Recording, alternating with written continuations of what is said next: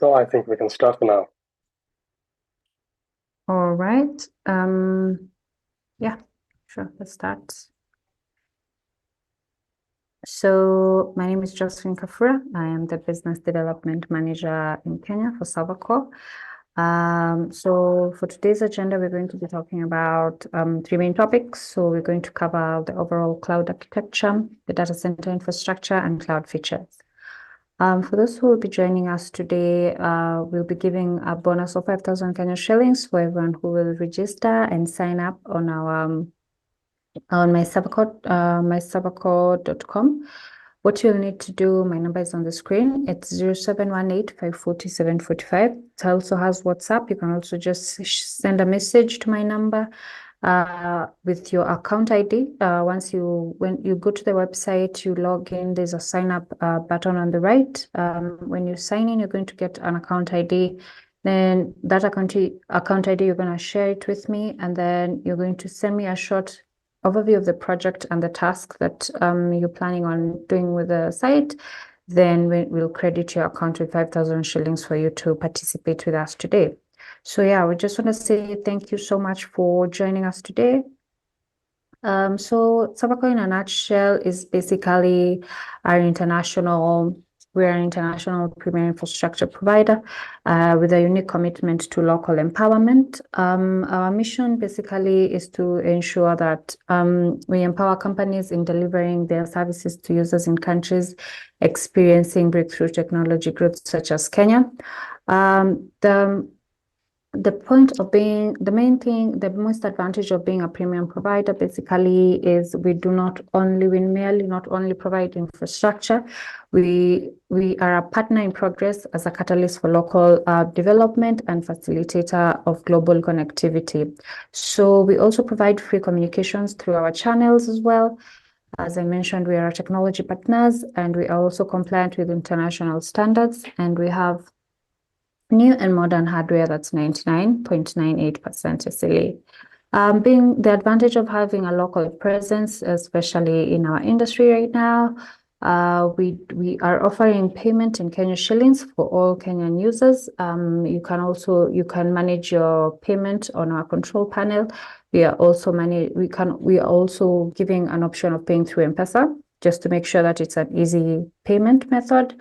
We also have our local availability zones here in Kenya, because we do have our data centers locally, and we also have a local office here in Nairobi in Westlands. So you can always reach out and you can always set up a meeting. And we also compliant with the Data Protection Act of the 2019 as well. So moving on to today's topic, these are some of the clients that we have in our database. These are just some of the people that we have signed up since we started, and we want to continue growing, especially in the Kenyan market. And we just hope that we can add your logo into one of our portfolios as well. So I'll just hand this session to our CTO, Ivan. Over to you. Thank you, Josie, so much for the introduction. In the next part of the presentation, I will cover cloud architecture. Briefly, not too deep, but to give you some knowledge how clouds generally work. I will show how our product features depend on cloud architectural things. So the presentation will be held in a way that we look on a broader picture, that we narrow it down, and we'll accompany that blocks with demo in the control panel. So let's start from the really big picture. What cloud generally is a highly distributed, geographically distributed IT system. That notion, region, in cloud has specific meaning. It's a so-called fault domain. Multiple fault domains means that they do not break together almost never. So in Servercore Cloud for now, there are 3 geographical regions. It's Almaty in Kazakhstan, Tashkent in Uzbekistan, and Nairobi in Kenya. Those regions are separate sets of hardware launched in a data center with the software which runs on top of them.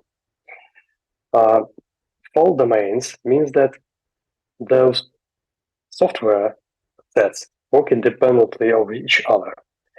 But cloud means that you use all those sets of hardware and software through the same one control panel, paying services in the same the same account with one payment method, and contact technical support or your sales representative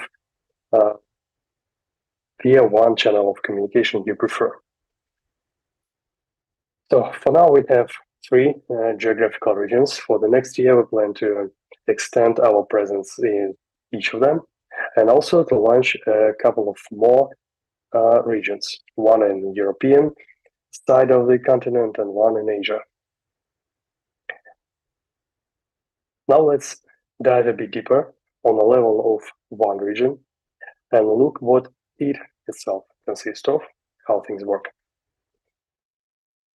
As I've mentioned today, cloud region on a product level is a different set of APIs and sections in a control panel, which provides you, customer, with ability to launch and control virtual machines, or for instance, configure Kubernetes and manage databases clusters, or even work with bare metal solutions like dedicated servers and dedicated networks for them.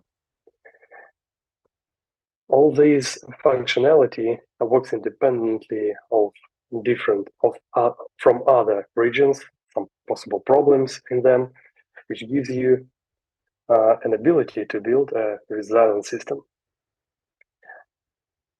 From architectural point of view, on the so-called backhand, each region consists of one or many availability zones.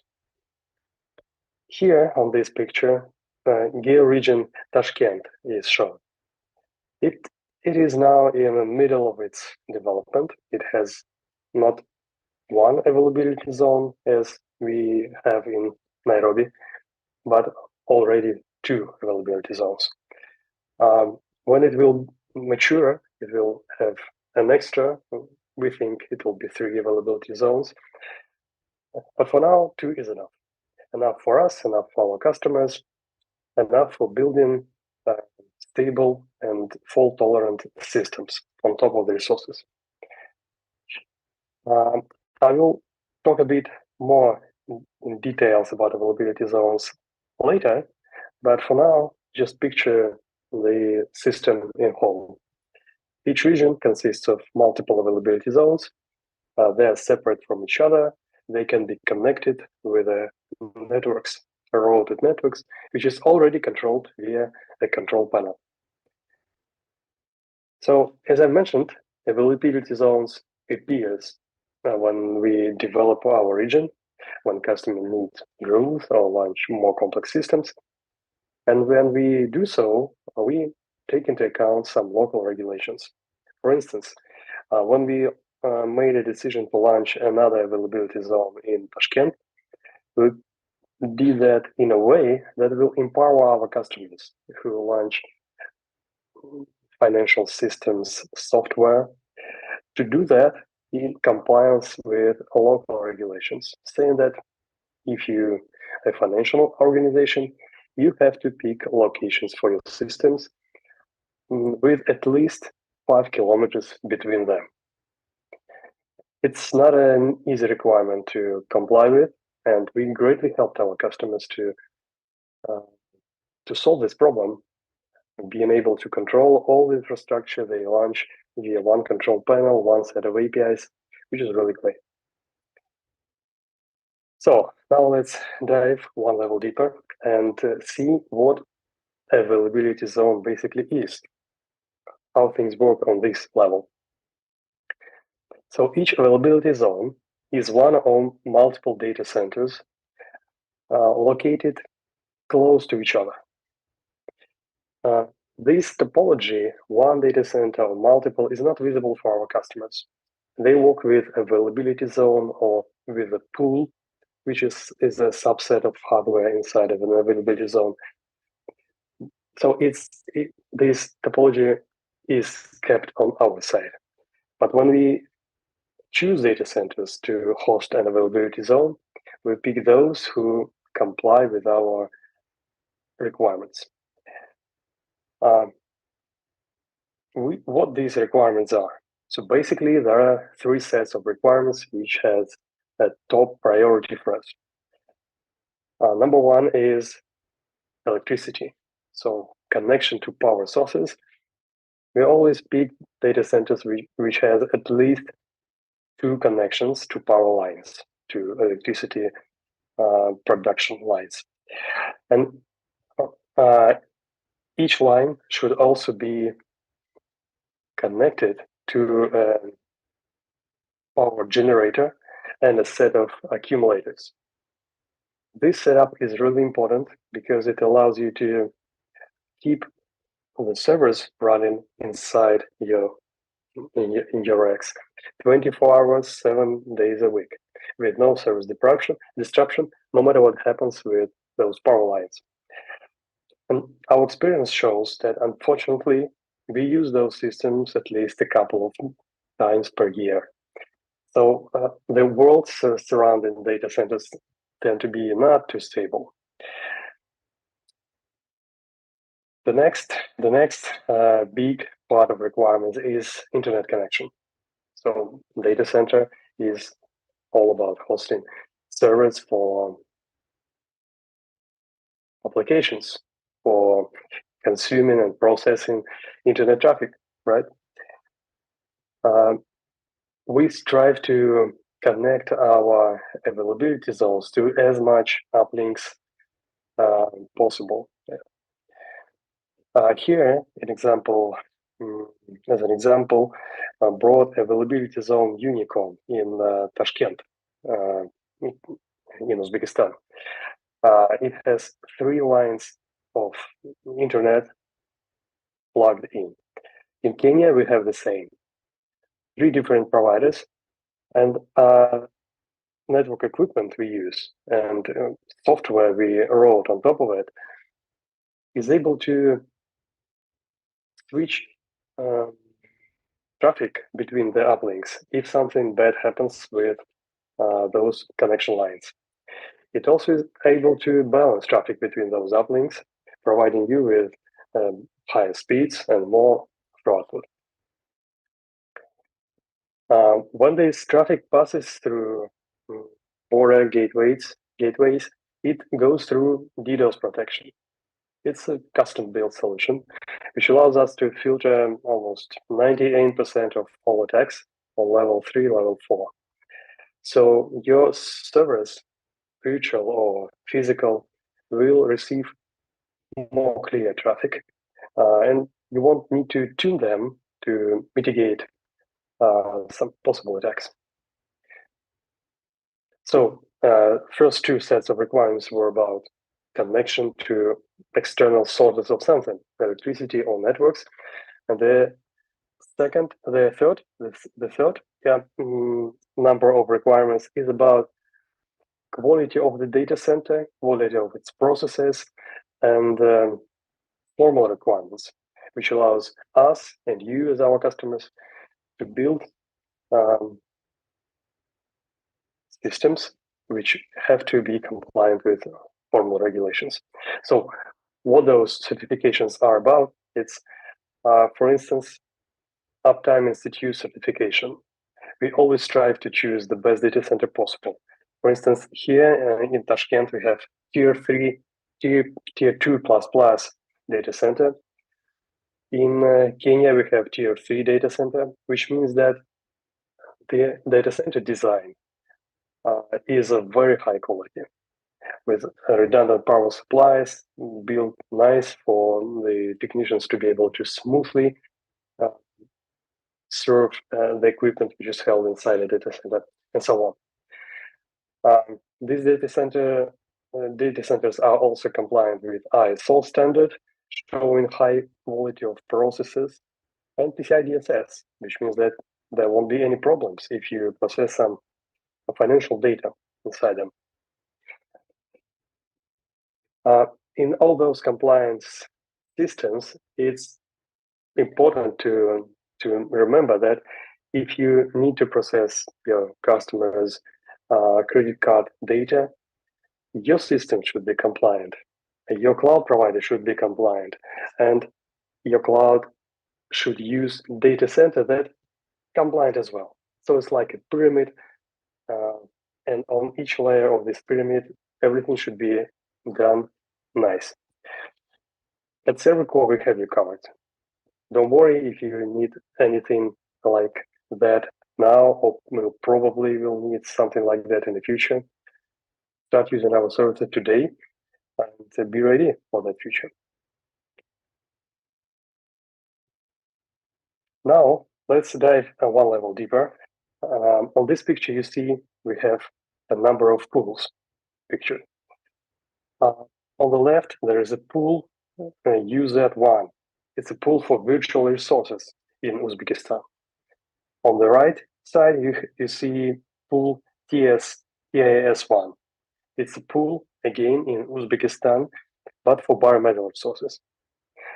Now we'll dive deeper in virtual pool architecture and qualities.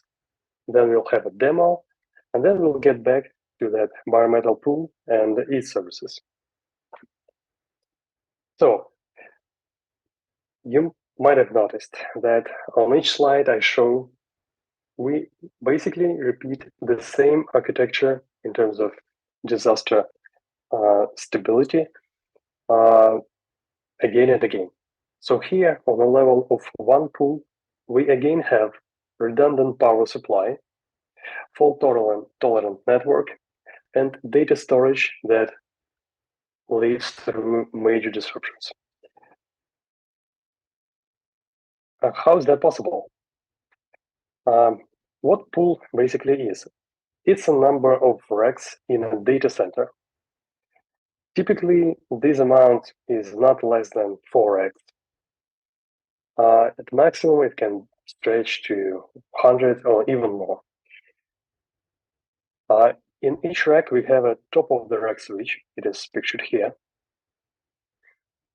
And those top-of-the-rack switches work together in pairs, meaning that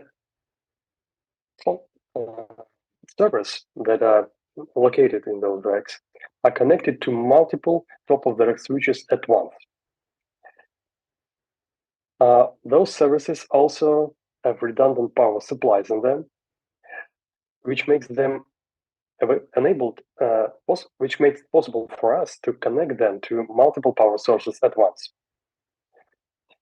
So here, if we pick any compute host here, by the way, compute is the host which launches your virtual machine when you ask cloud to do that in a control panel.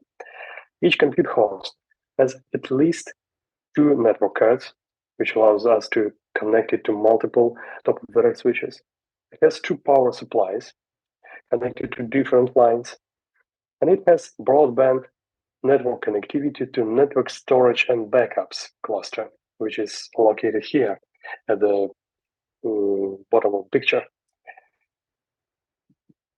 This topology allows us to not only go through disruptions like electricity loss in a rack, but also to reduce the amount of times we bother you saying, sorry, dear customer, we'll have to turn off your servers because we need some maintenance to be done.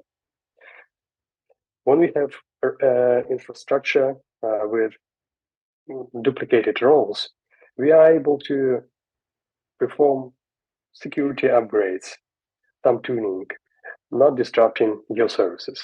We just take care of one power supply, replacing switches to new models or adding some monitoring for that. Switch compute nodes between one power source to another, proceeding with another input, and at the end of the works, you as a customer haven't noticed anything, but we as a provider have, for instance, in this example, more flexibility, more clarity in metrics of our infrastructure. Now let's go to a control panel demo and see how things work on that side. In the control panel, you can launch virtual machine from the section Cloud Services. You click on a cloud platform. As you see, I have pre-launched some servers to save some time during the presentation, but let's focus on creating a new server. I will guide you through the process, commenting on most important parts of the story. Let's pick up the location, Nairobi. The first step we have to take is to choose a basic image for our server.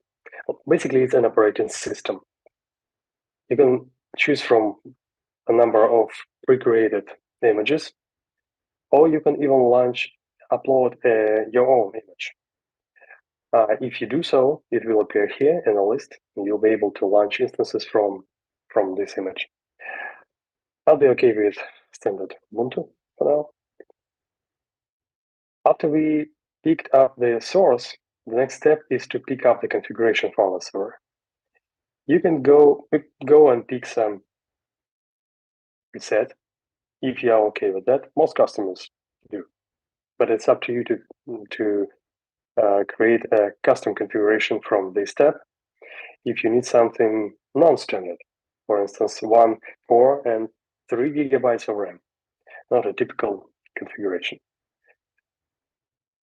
The next step is to choose a volume for your instance. You can pick any of volume types available. For now, there is a possibility to choose fast SSD, which gives you a lot of performance, universal, and basic HDD, which fits situations when you need to store a lot of data and which does not require quick responses for your applications. If you don't really know what your software needs, just start with universal SSD. It has nice pricing, and later on you'll be able to change the type of the volume with not too much hassle. Here you can pick up the right volume size for your server. The volume size can be really large, like a couple of terabytes in size. We'll be okay with 20 gigabytes for now for this test. And probably, yeah, I think it's the last option necessary to choose is network connectivity. There are 3 main options. A totally private network with no connectivity to the internet. Private network plus 1 external IP address you'll be able to use to connect to your server via SSH or RDP, depending on the operating system. And a public subnet, which gives you a number of publicly routed IP addresses. It's a bit pricier option, but you can use it if you need to process more traffic. So it's kind of optimized solution. And on scale, it became a bit cheaper than ordering single IP addresses.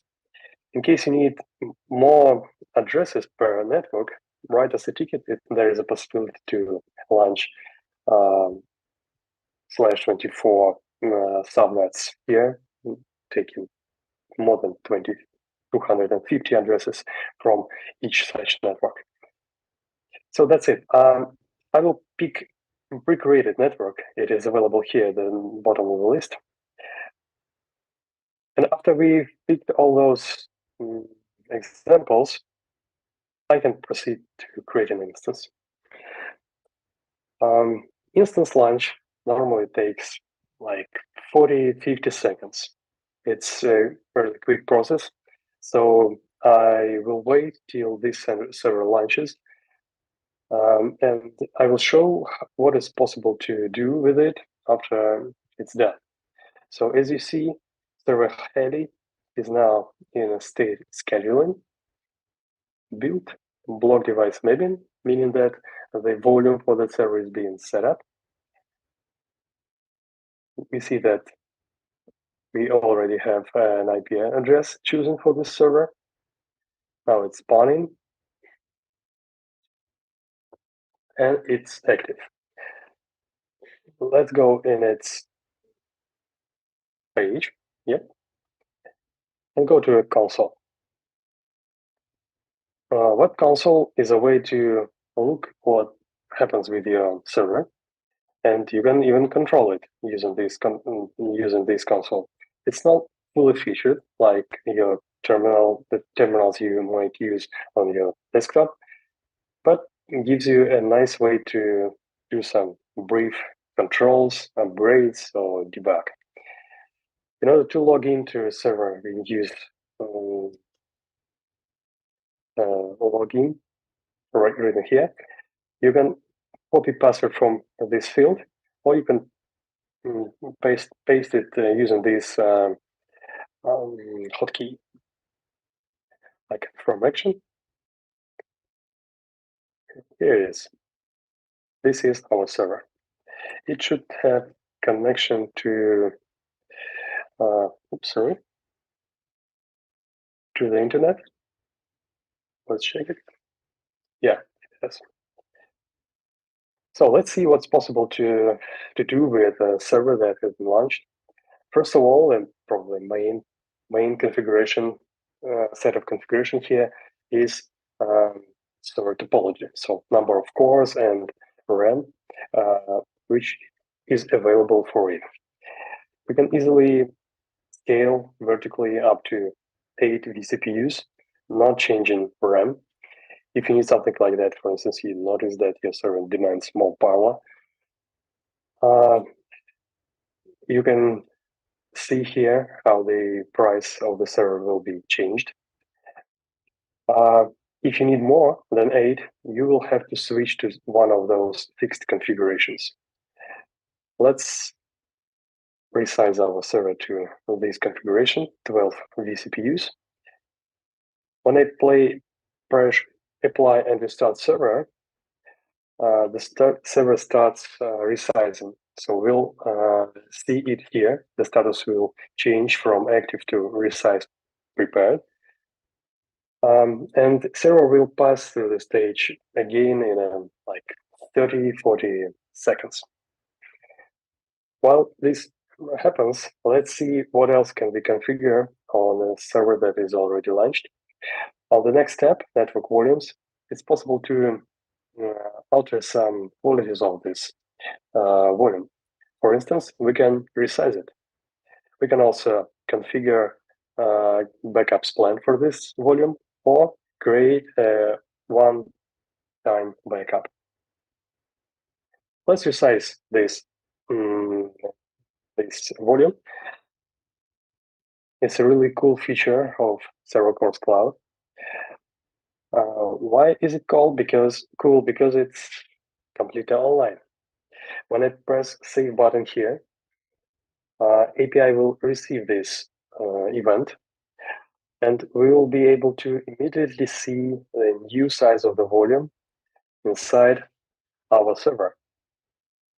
I log into the server again because it was rebooted, and write f disk minus f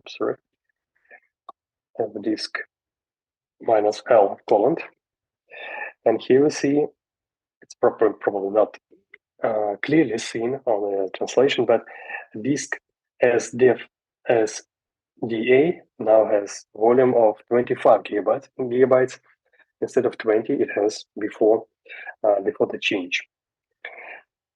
With a few more comments, you can resize file system to utilize this space. In most cases, it can be done completely online without turning off your server and all that. And in other tabs, you can control, for instance, ports, network ports of your server. Each server can be connected with multiple networks, like almost. I don't think there is a limit. It should be, but should be a number of hundreds of ports. Nobody uses this, to be honest, in real life. but topologies with 2, 3, maybe 4 networks are same in nature. Using this control button, you can connect a public IP address to a private port of your server. If you need to control it not through this console, but through SSH connection.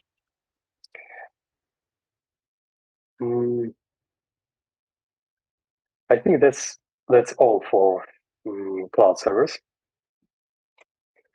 Let's now see how cloud architecture helped us to do what we've completed on in a control panel.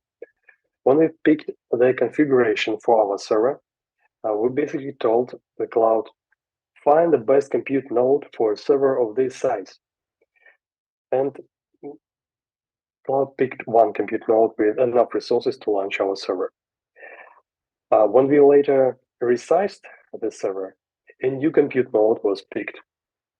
You can use this mechanism to be sure that each time you resize your server to get more resources, it will have it because of that migration and launch on the most appropriate node. On the second step, when we configured our server, we picked volume type and size of a volume.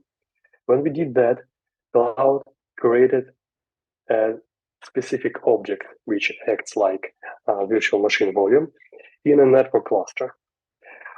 We have chosen universal volume type, if I'm not mistaken. So the cloud picked up a set of hardware which has enough performance to fulfill requirements of that volume type.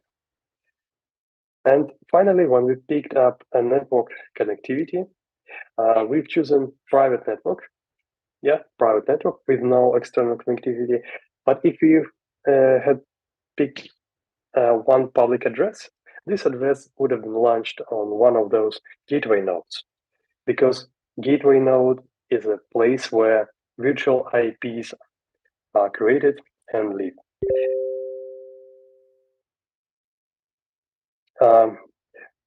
Virtual machines are a basic building block, not only for you when you launch something custom in the cloud, but also for cloud products like managed services. Now I will show you how managed services of Servercore, like managed databases and managed Kubernetes works, how they use those virtual machines to power their resources.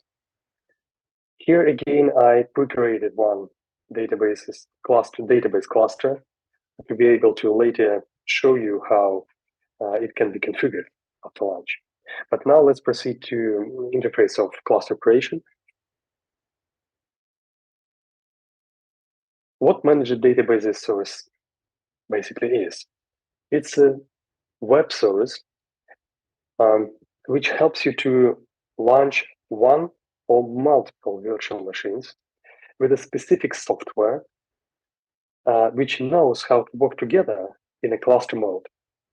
In simple cases, you won't use clusterized mode, you will use single instance databases, but in production ready setups, we strongly recommend to use clusterized version of a database, and that's basically it. So it's just a very nicely made, highly optimized number of databases which work together. Let's see what Servercore offers us here. We can pick up a database engine. Basically, we have PostgreSQL, MySQL in 2 versions, semi-sync and sync. We have Redis and Kafka. I won't be able to cover all the details of all those databases, so let's just see what do we have for PostgreSQL. As you see, we have 5 different versions of PostgreSQL. This one, number 12, I guess 4 years old. Why do we offer it? Because we know that customers migrating to cloud sometimes face problems with transitioning from PostgreSQL or other databases they have used previously to something available in a cloud. The more the distance, the more troubles you have moving your database from something homegrown to cloud native solution. And the closer the version, the less problems you have. So it gives you time and provides with a smoother transition. Let's pick this version, PostgreSQL 12. What else shall we need to launch it? Of course, we should pick up the configuration like we've done with the virtual machine. You can take something from a predefined set. You see it more than enough variants available. Each flavor gives you quick insight of how much performance will you get from it. If you do know exactly which size of database you need, because you probably have an experience in that field, you can choose something custom. I will go with something like here for this demonstration. And the next option here is fault tolerance configuration options. As I mentioned at the beginning, the main feature of this service is that it's the probably easiest way to launch something which survives through disruptions. So it's really a problem to build PostgreSQL in a clusterized way. Someone who tried that knows it's not an easy task. Not while first launch, nor during upgrades or scaling. So adding replicas here with just a few clicks is a really nice feature for you to have. And for all production-ready loads, we highly recommend use at least one replica. If your software can use multiple replicas, for instance, for reading data, it may be some analytic systems, you will benefit from it, not having not only this redundancy. So I'll pick one replica here.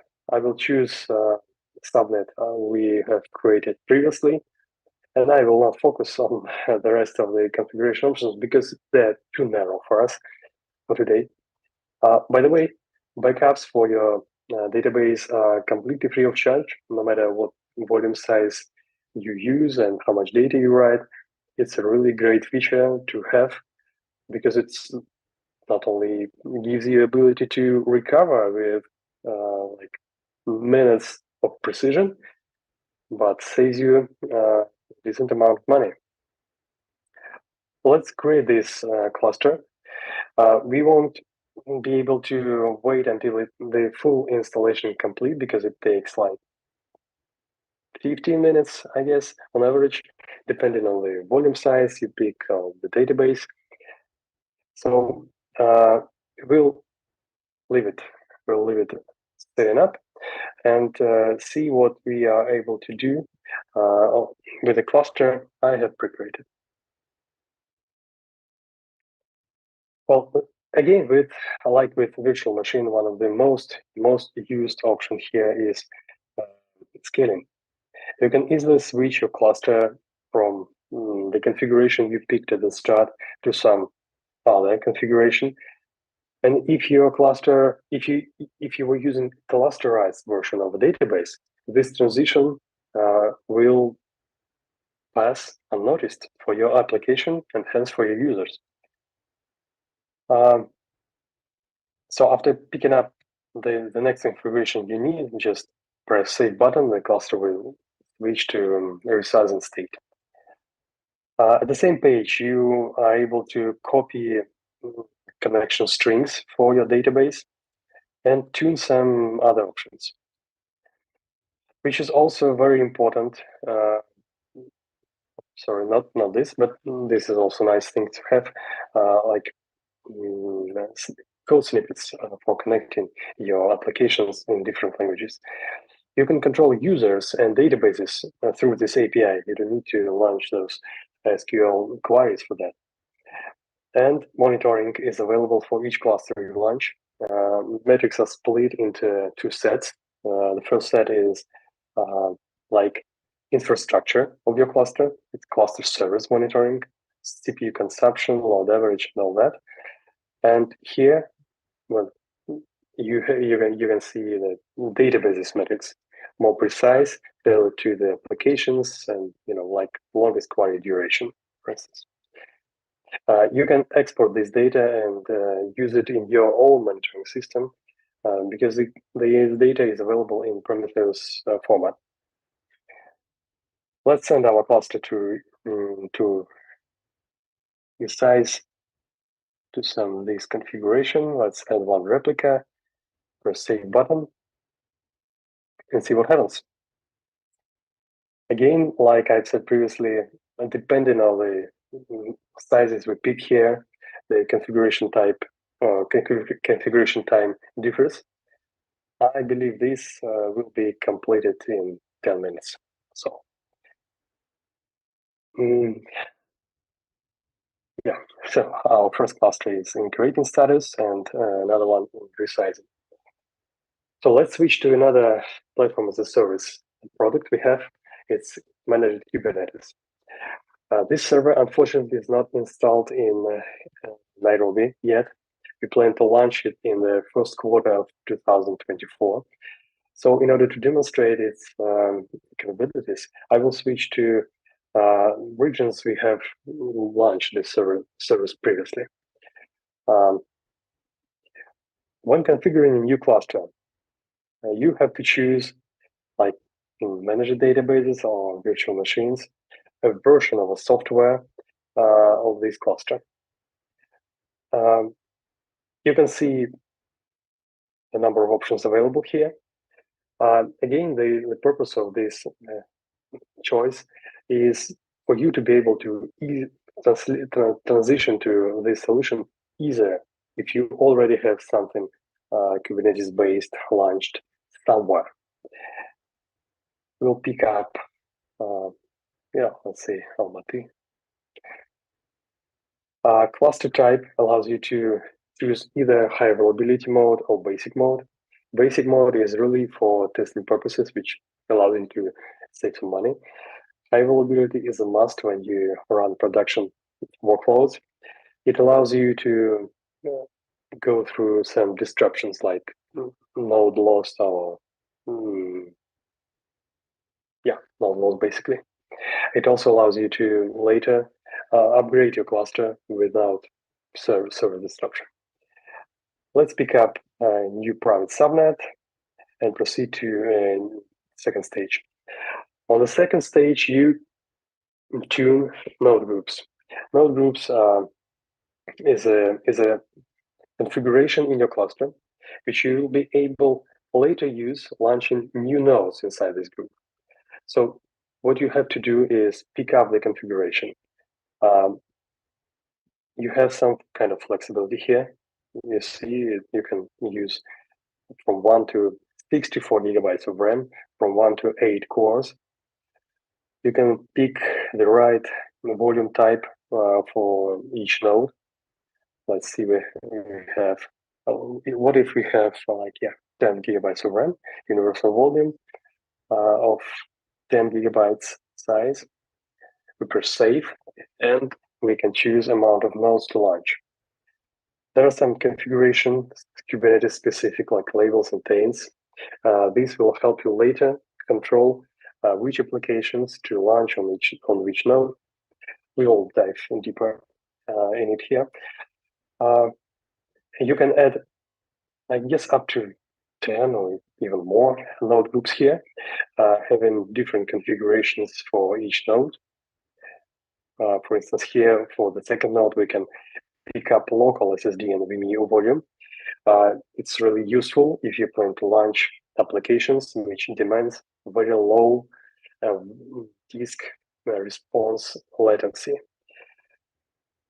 Yeah. On the last step of cluster configuration, we have to choose whether we'll need our cluster to be able to auto repair, and would we like our cluster to be upgraded to a newer patch version if it appears in the cloud. By default, these two ticks are marked here, and it's advisable to do so. It will make your infrastructure stay in a greater shape no matter what. This auto upgrade will happen during a maintenance window, and you can pick the time for this window, starting time of this window. When we press create button, the cluster goes to create state. Normally it takes 15-20 minutes for the cluster to launch, depending on the size of the cluster, amount of the nodes. So in order not to wait too long, I will demonstrate what's possible to configure in a large cluster on something I have created before. Yeah, I have cluster in Tashkent. As you can see, this cluster contains only one node group. Each node has such configuration, and there is only one node in this node group. What's possible to do here? We can resize this node group. So we can just add more nodes if our cluster is rigid and does not demand auto-scaling.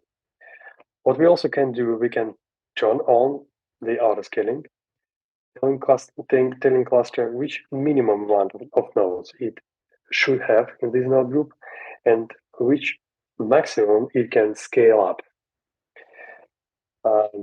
Let's press save button. The cluster now should go to resize prepare state, scaling this node group. Let's see what we also have here in these settings. We have a public address to connect our kubectl application, and here we can download config file for it. We see here configuration options I set when I was creating the cluster. Here on the logs, in the log session, we see that like audit logs.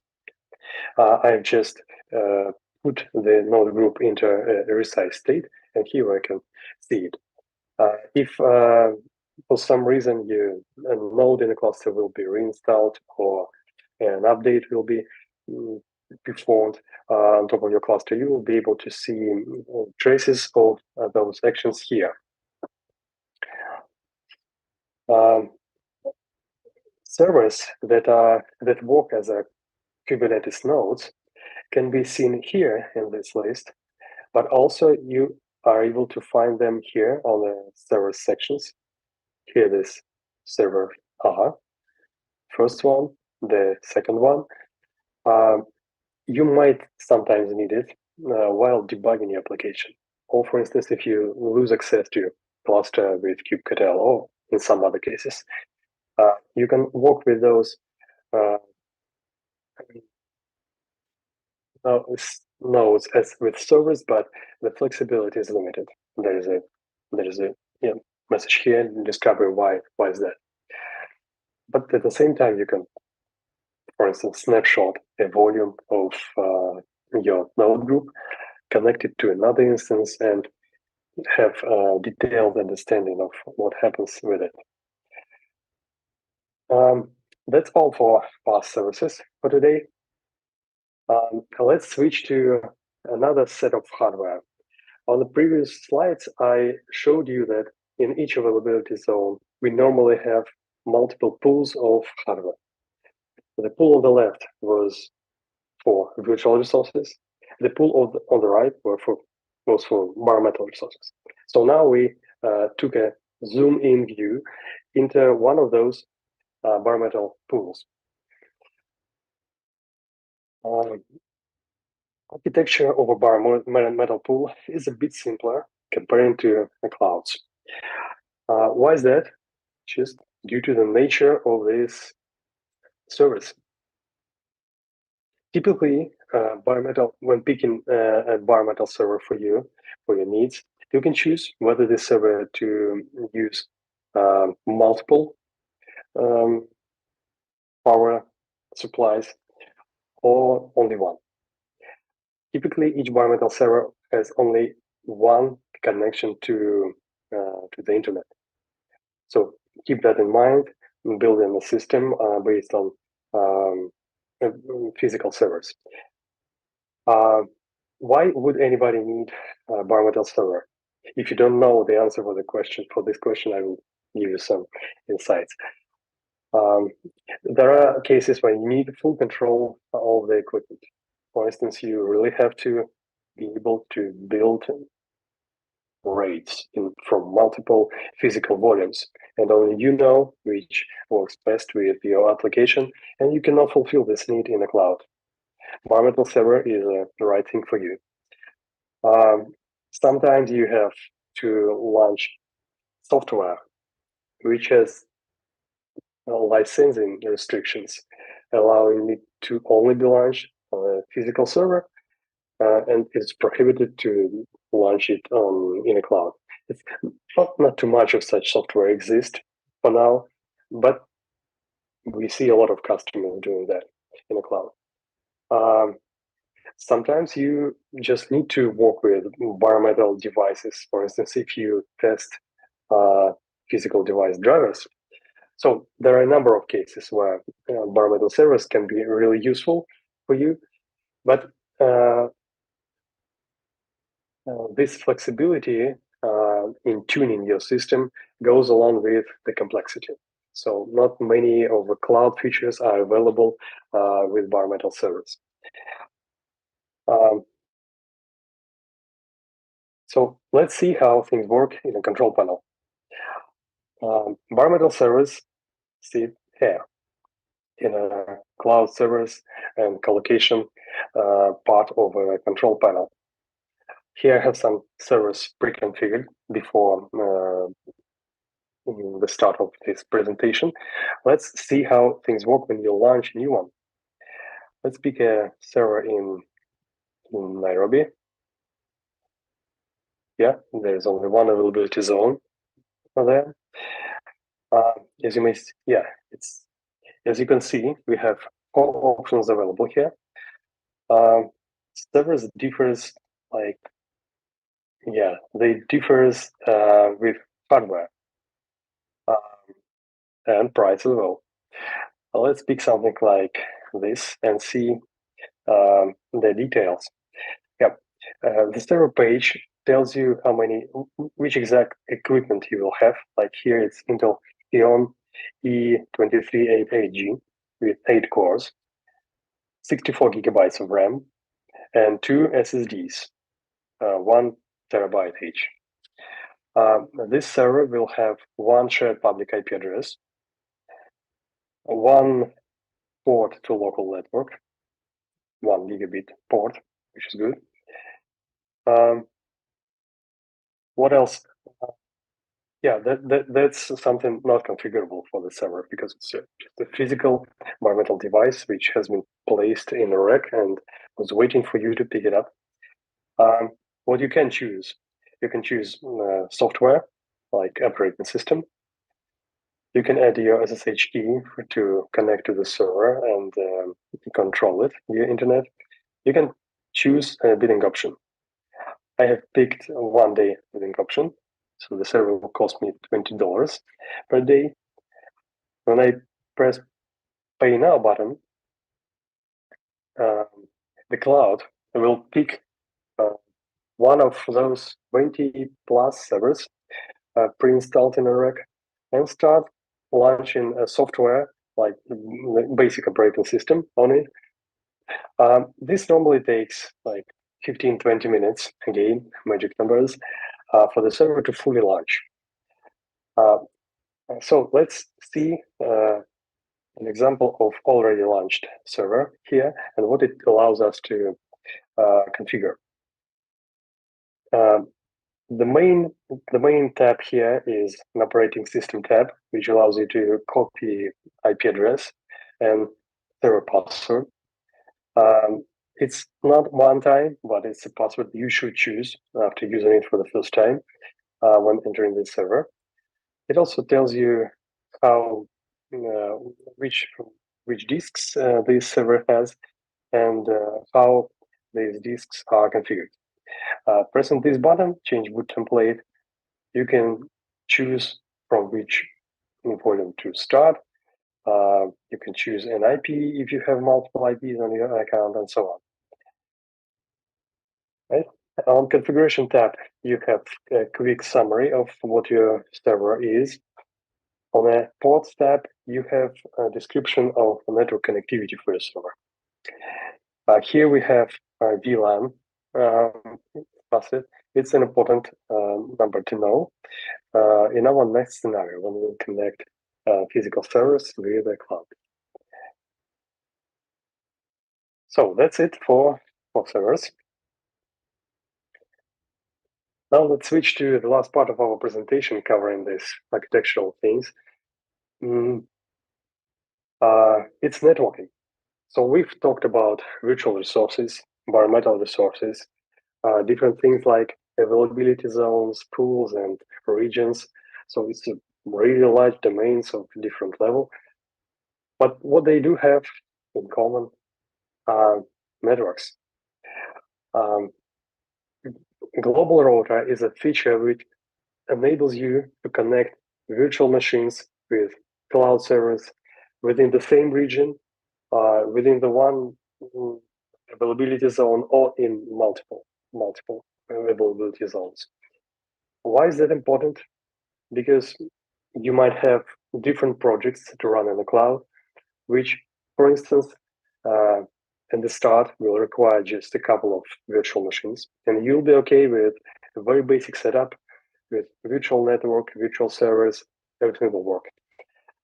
In a couple of months, you might encounter some problem I've discussed previously, like software, which can only be launched in on a physical device, or you might have a need to fine-tune your hardware for your application to run smoothly, and then you'll have a need to connect.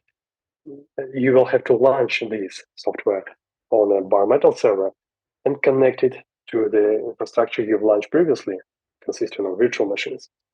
Global router is a thing you will use to do that. And I will show you how it works from our control panel. To do that, I will pick up Tashkent region, because in that region, global router is already set up and works. And we will complete the same for Kenya in the first quarter of 2024. So let's at first create a router.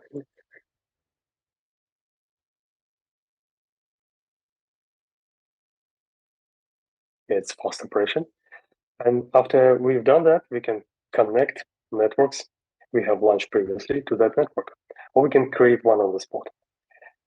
So we'll start with servers and collocation. Orbital networks, a nice name for our network. Tashkent region. We pick VLAN number here. VLAN is a virtual LAN. It's like a way to segment your network into parts. When you order a metal server, it will be VLAN assigned to its local network. Typically, one VLAN is kept for all servers you use, but if you need to change that, write us a ticket, we'll issue another VLAN for you. In this demonstration, I will be okay with just basic setting. We can name the subnet, pick some addressing numbering plan for it. I'll pick something random, but to avoid intersection with other networks in the future. So here we create the network, right? Network goes into creating state. We will have to configure those IP addressing schema we've chosen on a network interface over a bare metal server. So we go into the console and alter network interface. It's not able to do that via control panel. With bare metal devices, you have to go deeper. So you configure this network in configuration file of the server. Now let's connect to the same router network we have in the cloud. To do that, I switch to cloud platform, go to network session of the menu, and you see I have Terry network here. Again, I have pre-created it before start to use this demonstration, but it's really easy to create a new network just pressing the button here and fill in some details. To connect a network to a router, you just use this menu.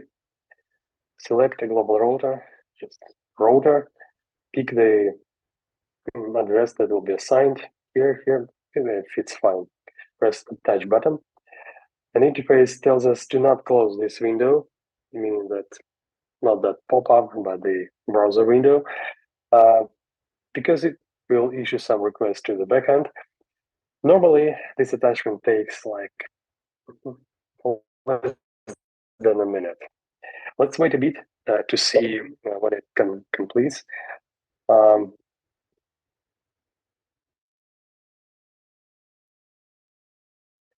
Speaking about cloud, that flexibility you have using virtual resources here is about to be able to control those addressing schema via control panel. You don't really have to go inside each server, virtual server you have, altering a network configuration for each server. So you can control these settings right here in a browser. It makes it way easier to maintain an infrastructure, especially when this infrastructure scales, than comparing to bare metal servers. But of course, in bare metal world, there are approaches that ease maintenance as well. You can use infrastructure as code for maintaining all those settings, and you'll be okay. So network creation finished. Let's see how things look here. At the router interface, we see that two networks are connected, and we can even see a network map. Yeah, you see, we have global router, one bare metal subnet here, and one network with two subnets in a cloud. They're even draggable. Nice. I think that's all for the demonstration for today. Let's sum up. So what Servercore offers you? A nice set of features, like a composition of virtual resources and bare metal resources that can be interconnected with high-quality networks and can grow with growing of your services. When we pick data centers and build our systems, we comply with strict standards. So we choose data centers that are Tier 3 PCI DSS ISO compliant, and we also have the same certificates on our levels. All these enables you as a customer receive the same certificates if you need them. Being a premium provider means that we have round-the-clock technical support, which you connect with multiple channels of communication like ticket system, chats, and calls. You can even come to our office to sign some documents or talk with a living person.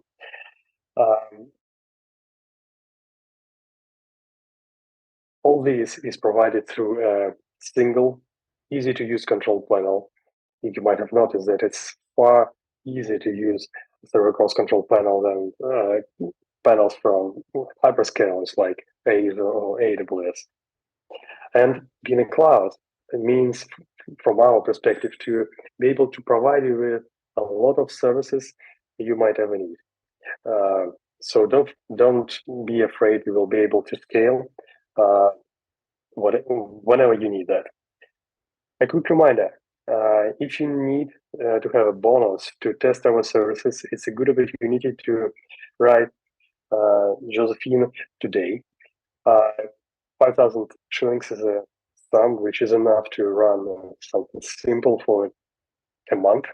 If you need more, don't hesitate to ask. She will provide you with another coupon. It's not a problem. All we would like to have in return is a review of our product. Did it fit your applications or not? Now it's time for your questions. We have some of them asked beforehand, so I have a list of it. If you have written something during the presentation, I will answer those questions as well. So let's see what we have here. How do you compare your solution availability with the likes of AWS and Azure? Hyperscalers provide you with a top quality service generally. In regions where we have presence, hyperscalers do not have local availability zone, which means that you will have higher latencies. You will not have an ability to pay a local currency. You will have to talk with a support team, which might not be aware of some local requirements, problems, or nuances. So we provide a set of services which are very high quality and can be easily compared to services of hyperscalers, but closer to you with a better support. That's our sales point here. So the next question, what is the extent of compliance in regards to data regulations in place? Jose mentioned we are compliant to local regulations in Kenya, and we also have certificates for our services like PCI DSS that you can use. So our global strategy is to cover global standards and tailor our product to something specific on the market. I believe that that's enough for today in Kenya, and we always look for further improvement. For instance, in our roadmap, there are a number of new certifications planned, which we will deliver in the beginning of the next year. Do we have a VPN for remote access to office resources? We do not have VPN as a service in Servercore yet, but we have this feature in development, and we believe we will be able to launch it in the middle of 2024 and make it available for you. Until that, you can use basic cloud resources like virtual machines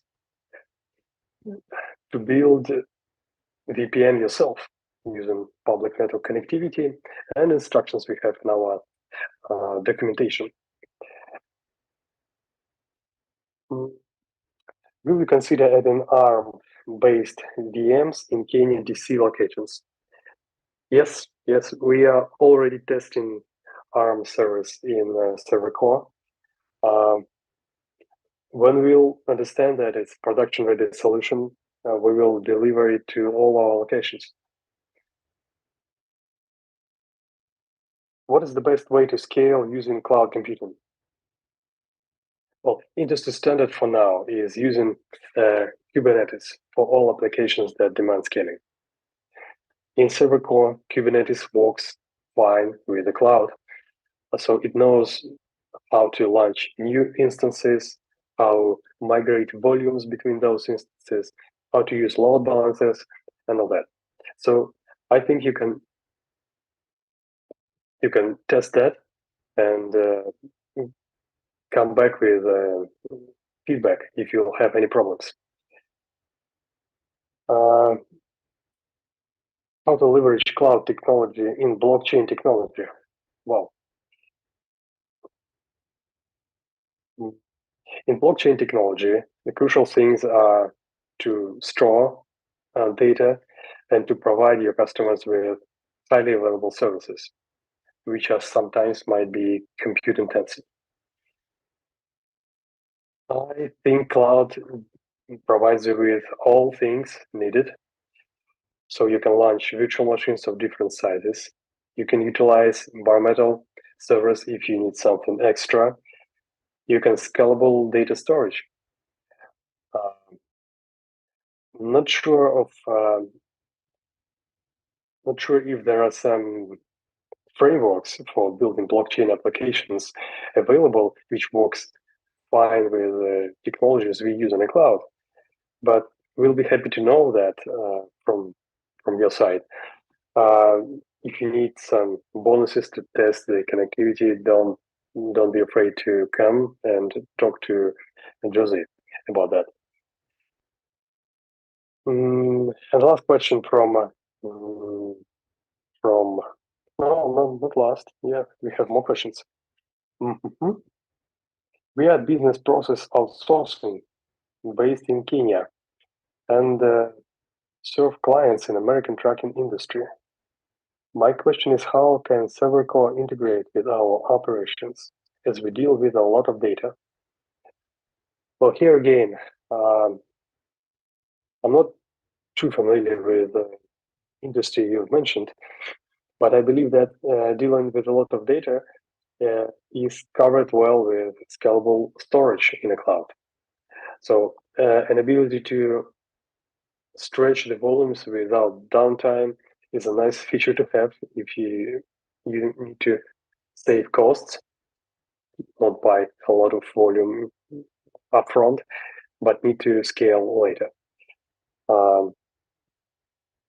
Probably, if the amounts of data you process is large but stable in size, you will benefit from using bare metal servers of a specific configuration, offering a lot of storage for you. Take a look at the services. I believe you'll find something that will fit your needs. Another question: is it possible, and do you currently offer 10 gigabits ports between servers? Outgoing should remain 1 gigabit per second, but internally 10 gigabits between servers for creating different server nodes to transfer. Generally, there is such possibility. I will need to check if it's possible for Servercore regions. Probably not. Probably not. If you do not mind launching servers within the infrastructure of our partner, you might use servers with such network cards in St. Petersburg, Russia, or in Moscow. Yeah, they definitely have that covered. We will probably add an equipment to for 10 gigabits equipment in Kenya in the nearest future, but I don't have precise plans for now. Okay, the next question. What techniques do you use to prevent DDoS, zero-day attacks, and evasive malware? Well, our infrastructure as a provider runs on top of Linux. So we are stable and protected from most malware attacks in the world. To be absolutely stable and protected, we have a set of mechanisms applied, which separates infrastructure from the network, which have strict rules imposed for updates and software installs. So, I mean that our infrastructure is covered, I believe, good enough. Your infrastructure as a customer is covered from DDoS attacks and from DDoS attacks by filters we can quickly apply on routers which process incoming traffic. It is a statistics-based system which analyzes traffic and can quickly cut off something which is not needed. So that's it. This level of virtual machines and servers with software which runs inside is a place where our customer takes full responsibility.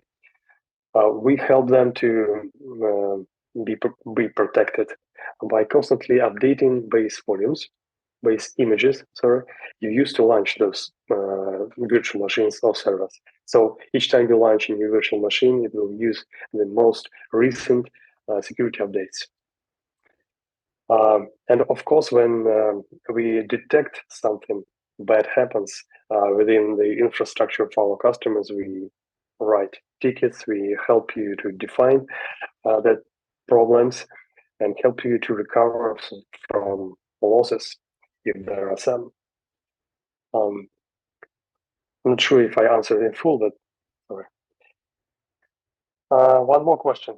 If I need to create a server with large storage, is it best way to create a file storage and have it added to the server? Or other than just server with storage I saw, to create file storage and have it added to the server? Other than just a server with huge storage, I saw huge differences in prices. Okay, yeah. Look, yeah, you correctly found out that there are two main ways to extend the storage for the server. Adding new volumes to the server and adding storage in form of file system connected via network. Those two ways differs in latencies you will have working with data on the storage. If you use volume directly connected to a server, you will have lower latencies, especially if you use something SSD based. If you don't need low latencies, connect a basic SSD, basic HDD volume to a server. By the way, you can do that online without service disruption. You'll be able to scale the size of this volume when you need more data and all that. But this volume can only be connected to one server. So if it's okay for you, for your applications, for your needs, use that. In case you need this data to be used in multiple servers at once, launch a shared file system. It will allow you to, you will be able to connect it to multiple servers. You will be able again to scale it. But as this communication with the share will be performed on top of a network, not as something almost directly connected to a server, you will have limitations on the throughput and latencies. No, I think it's better to test with small setup how things work. Cloud is good for such tests because it's because of slow cost. Yeah, I also see that you've noticed a difference in price. Try switching different types of the storage. I guess that price of shared file system of basic HDD should be almost the same as basic HDD volume, which you connect to only one server, because it should be almost the same. Yeah, sorry guys, I see new questions coming, so it was not the last one. Do we need a cluster database as a service or dedicated server? Yes, you can use both services together.